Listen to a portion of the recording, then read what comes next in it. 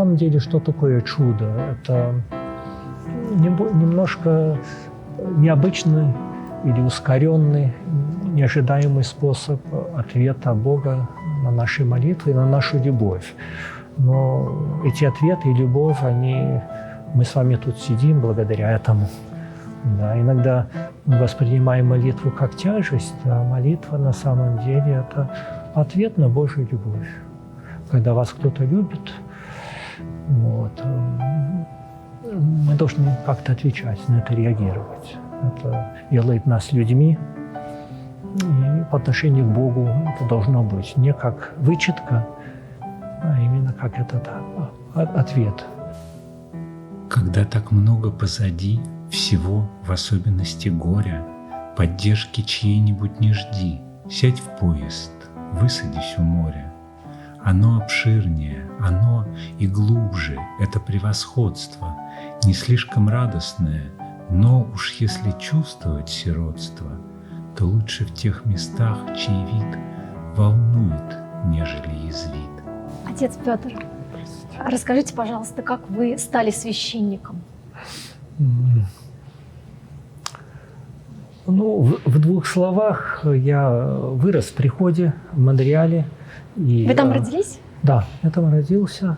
У меня мама из Советской России. Ее немцы вывезли в 13-летнем возрасте. А папа из Югославии, сын белого офицера. У него мама была славянкой, католичкой, а папа был белым офицером и судьей. И потом родители встретились в Канаде. И мы с братом там родились. Я ходил в церковь, я прислуживал, я любил приходскую жизнь.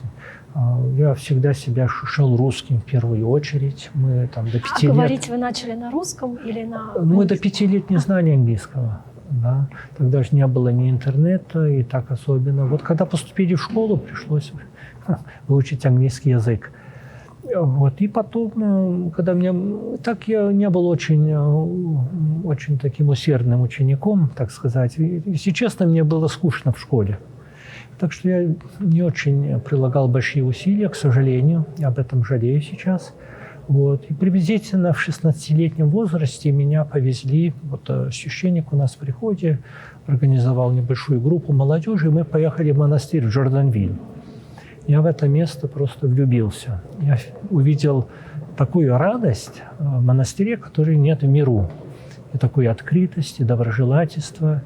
Я был под таким впечатлением, что вернулся домой, перестал телевизор смотреть. Мама испугалась, думала, что я стану монахом, и только слушал записи церковного пения. В монастыре я ни с кем не разговаривал, не исповедовался, не просил никаких советов.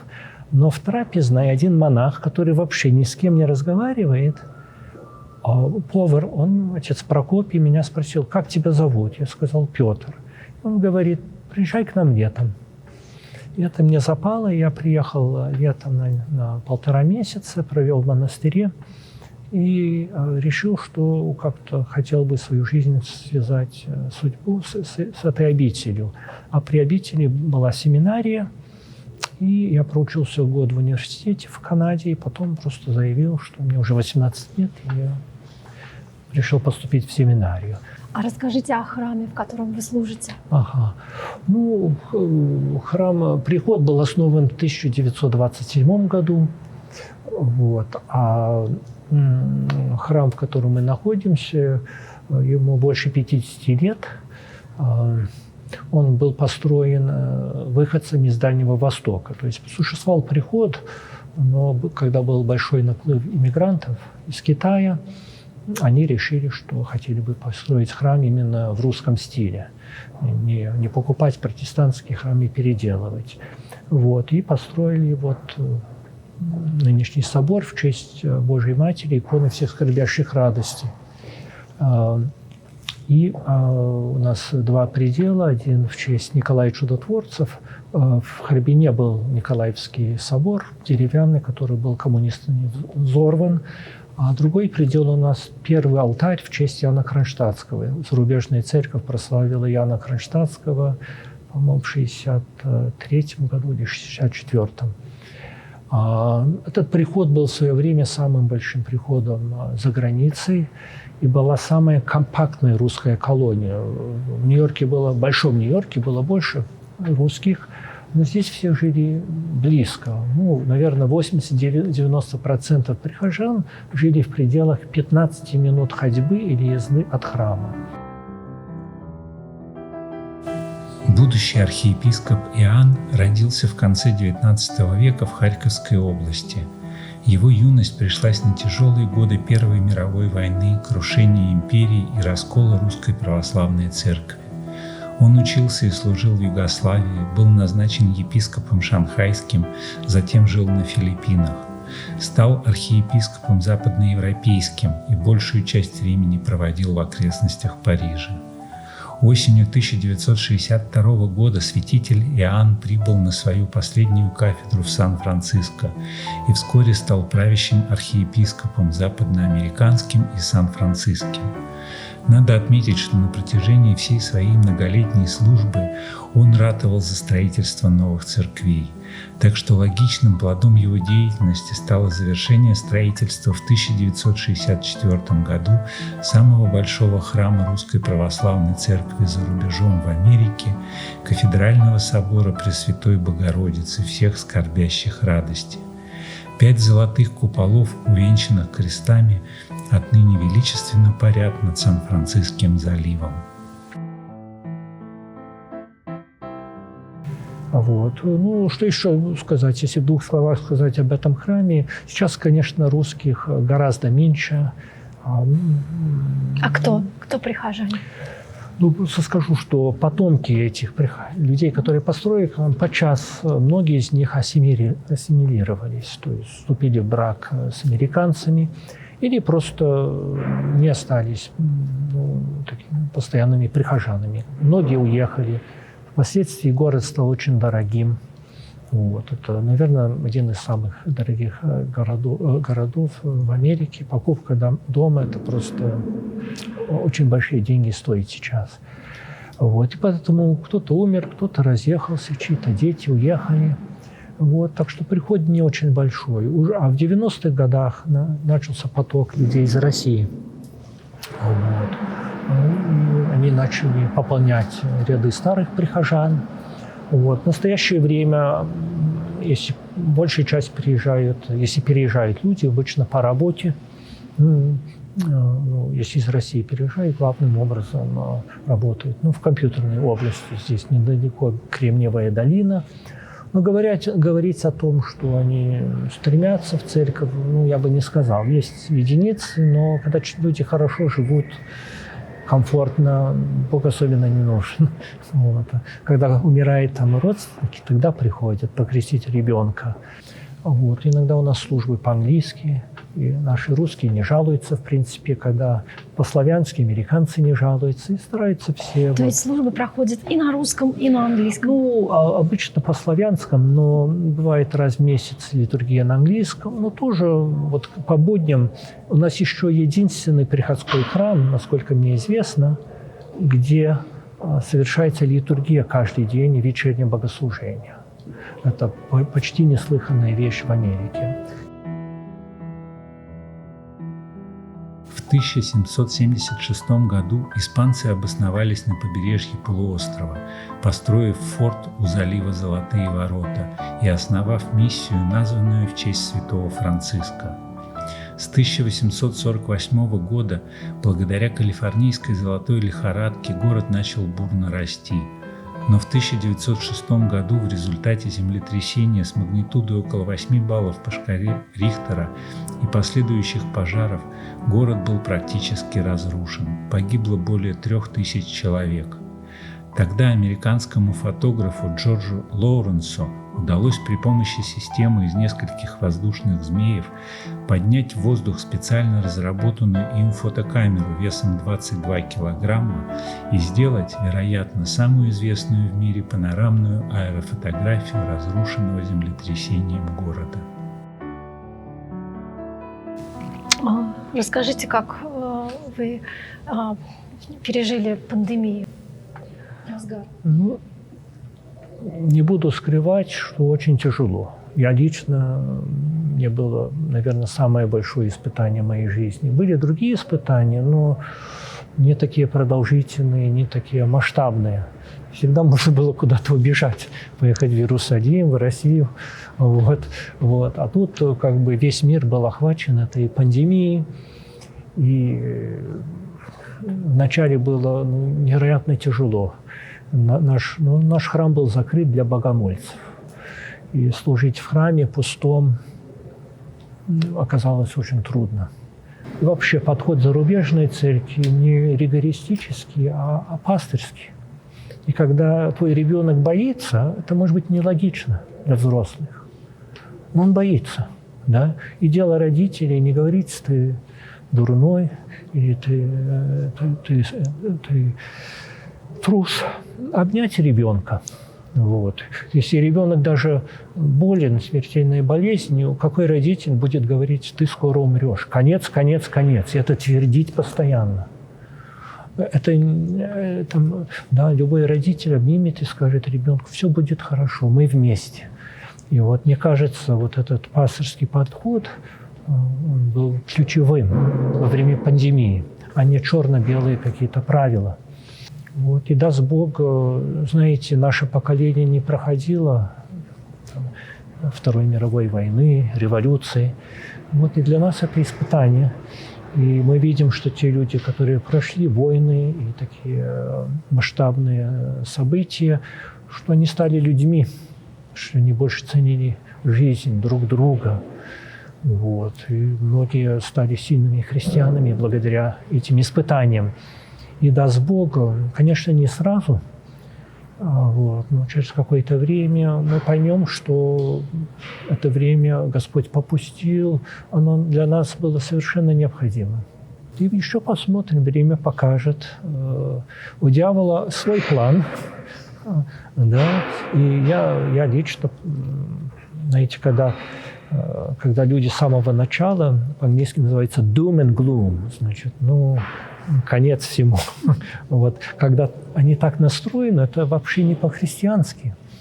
Вот. И впечатление, что вот кто-то что-то запустил в ход, и Бог так сложа руки смотрит, и Он бессильный. Да? Неужели те 300 молебнов, которые я отслужил, владыка Иоанн не услышал молитву? И столько людей начало молиться, и когда у нас начали службы транслироваться, вначале, сейчас уже все устали, но вначале люди следили за текстами. И первый раз в жизни 95% людей первый раз в жизни молились как семья. Отец, мать и дети.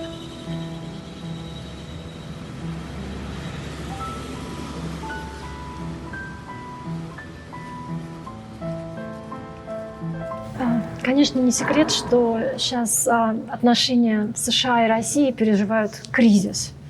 Как-то это отражается на церковной жизни? Отражается. И надо сказать что-то, наверное, вернее сказать, что есть вот это противостояние или конфликт между правительствами двух стран, между правительственными кругами, вот так. И, скорее всего, не изжито то, что было во время Холодной войны. И с этой стороной стоит. То есть еще живут, как будто бы Холодная война продолжается. Это определенная формация и психология. Но на самом деле на уровне народа очень хороший контакт. И вот когда люди ездили, сюда приезжали студенты, отсюда ездили люди в Россию. И, в принципе, всем нравилось. И кто сюда приезжал, нравилось, и кто туда ездил, нравилось. И духовенство был обмен. Каждый месяц-два к нам приезжал какой-то архиерей из России. Вот. И было так радостно вместе служить и показать им что-то. И наоборот, у нас была возможность ездить часто, и нас очень хорошо принимали. И я думаю, вот сейчас больше всего, на самом деле, страдают люди, особенно у кого родственники. Нельзя судить Америку, или даже нельзя всю Россию судить исключительно по Москве, и Америку по Нью-Йорку и по Лос-Анджелесу. То есть народ тоже любит детей, семейные люди, заботливые. Поэтому Знаете, до революции Америка и Россия очень ладили, не было никаких проблем. Это все началось в советские времена, так сказать. Вот, и какие-то политические причины. Так что, ну, я так настроен. Может быть, я наивен, многое не знаю, но мне так видится.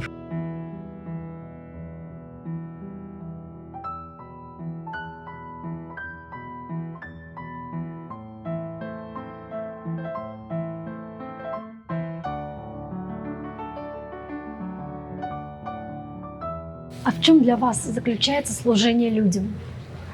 Для вас лично.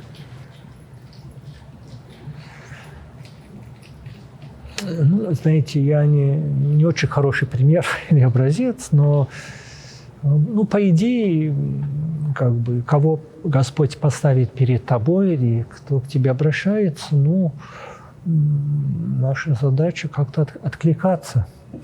Ну, и в горе, и в радости, или просто даже в человеческом общении. У меня лично, поскольку у нас приход не такой же большой, нельзя сказать, что постоянно там прихожане постоянно тянут или зовут. Вот. Есть у них свои нужды, и мы их посещаем. Но, мне кажется, надо особое внимание уделять новым людям. Люди, которые новые, приходят в храм, вот, которых раньше не видел. Вот. И особое внимание надо уделять те, которые приезжают, ну, на паломничество к Владыкиану. Вот. И я вижу, насколько люди ценят, ну, какое-то внимание. Просто с ними поговорить, ну, кофе попить. Они очень... Вообще они говорят, ой, ну, правда, в России не так просто. Священники очень заняты. И у них нет возможности даже там порой, ну, с кем-то посидеть. Хотя хотелось бы. У нас, я думаю, больше возможностей. Но люди это очень ценят. Что-то рассказать и чем-то поделиться.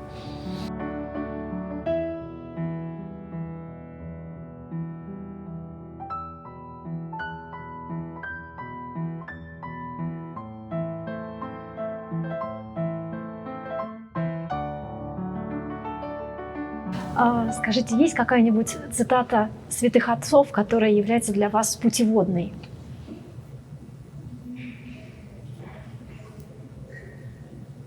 Ну, мне нравятся слова апостола Павла: «Всегда радуйтесь, за все благодарите, непрестанно молитесь». Ну, это было бы здорово. Это было бы здорово, если такой тон задавать каждый день, ему следовать. Да. Еще мне нравится совет старца Анатолия Обсинского, обычно на исповеди. Он чаще всего говорил следующие слова: «Не торопитесь».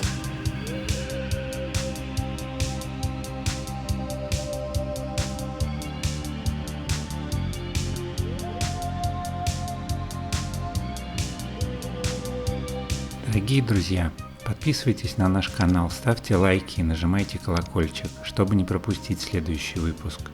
Пишите в комментариях вопросы, которые вы считаете будет интересно задать нашим будущим собеседникам. А мы проведем конкурс среди присланных вопросов и победителю отправим наш буклет Arial Photo в подарочной упаковке. 60 страниц фотографий храмов и монастырей России, Грузии, США и Канады, других стран с высоты птичьего полета.